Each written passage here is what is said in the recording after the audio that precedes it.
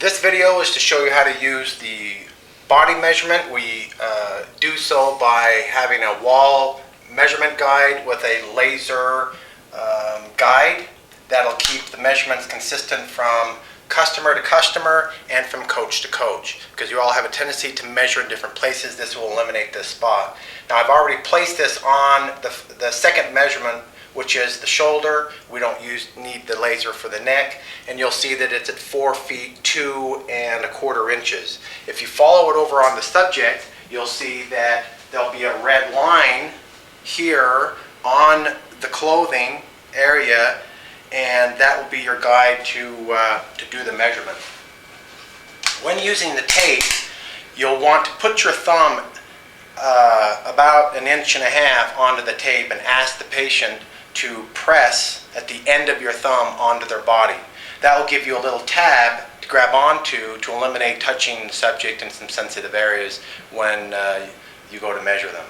So if you'll hold that and do a spin for me, you can notice that you have the laser to guide you all the way through, and it comes back around, and then I have my tab right here to grab, and this tape is such that you get to make sure your measurement is in its proper place, that no slippage sliding up has happened. I like to hold the shoulder at the other end of my finger so that as you make it taut, it won't slide up. You take the measurement, and there you have. Then you record it onto the software that's provided with your computer. You perform the same test on the chest area. You just loosen the tab, lower it down to the chest. Or on a woman, it'd be the center of the breast. That's how you can keep it consistent from client to client. So the center of the breast, an example would be the top of the breast here, the bottom of the breast right directly in the center, and you can see the line. This is especially helpful to use the tab method. I like to measure right in the center of the breast, because by the time you spin around, you don't want to be measuring underneath the armpit and then have it be uncomfortable.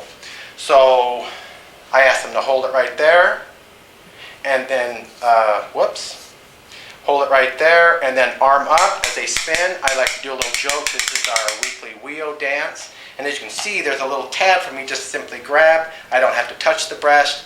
And they put their arm back down. And the way this tape works, that's very nice, to keep the tension the same from week to week, is that you hold it with one finger on this tab so it doesn't slip off. And this little button on the top, if you continue to push it, as you're tightening the tape, when it first starts to slip, that's when you know that that's the measurement. So that gave me a measurement of 34 3/8. That will keep it consistent from measurement to measurement and from coach to coach. You want to be careful when you are retracting this to hold your hand in it and hit this tab like this. If not, it'll snap around and it can hit you or it can hit your patient, and neither one of them feel good. The next measurement is for the thorax, and that is identified on the body by simply feeling the bottom rib directly underneath the armpit. So draw an imaginary line underneath the armpit down to the bottom rib. Remember, you'll only have to do this one time as you record these measurements on the file, and then you ask the patient, you just draw a straight line out, ask the patient to hold their finger right there, please. And then when you come around to do the measurement, you simply just locate her finger and to get a precise measurement.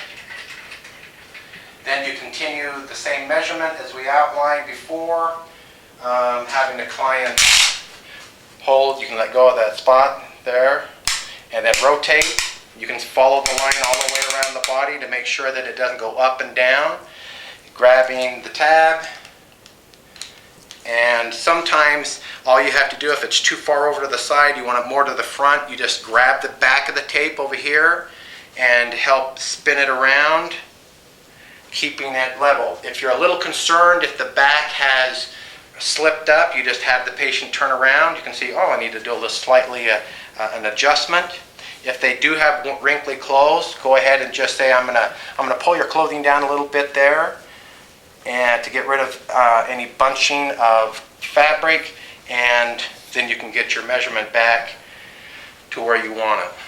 Using the same method, holding it with your finger and tapping it as you're bunching it until the tape starts to slip. When it starts to slip, that's your measurement, and you record it onto the software. A little trick I use to get that off is that you can pop it with your finger here, or you just tip the tape and it'll pop right out. Remember to not retract the tape all at one time. So when doing, you've just measured the belly button, now you need to do what we call the waist. Now the waist is really a subjective term. The woman will measure the waist differently than man, or even different from you. So it doesn't matter where it really is, as long as it is consistent from week to week. The area that we're really looking for is areas that the patient wants to see.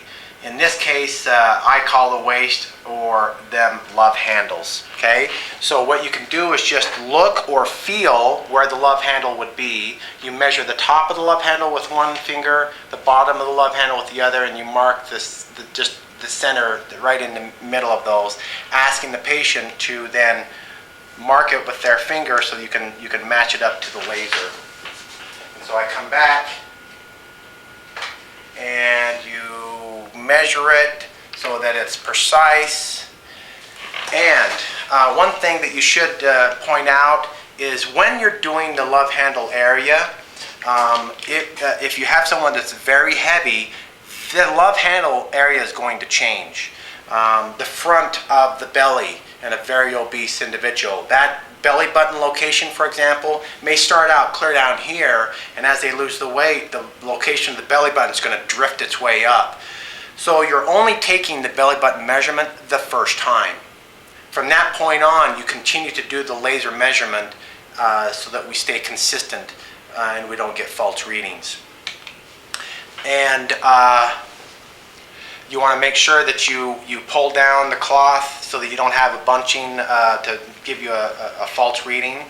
Also, sometime because of a very curvy woman or a very large person, when you go to do the measurement, it might be right on the upper part of the curve of the body. And so when you go to tighten it, the tape will slide up. You'll have a hard time getting an accurate reading. All you have to do is just simply ask the dieter to help you in this process. So we're gonna makeshift a situation here to try to recreate it.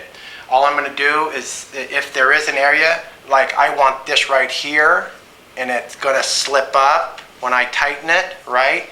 So what I do is put it on the area, ask the patient, and I just direct her finger and say, hold that right there. All it is just a guide. I do it on both sides of the body. She'll take and she just puts it on her finger like that so that when I'm tightening, it won't slip up. It's a great way to get an exact measurement. Very, very effective.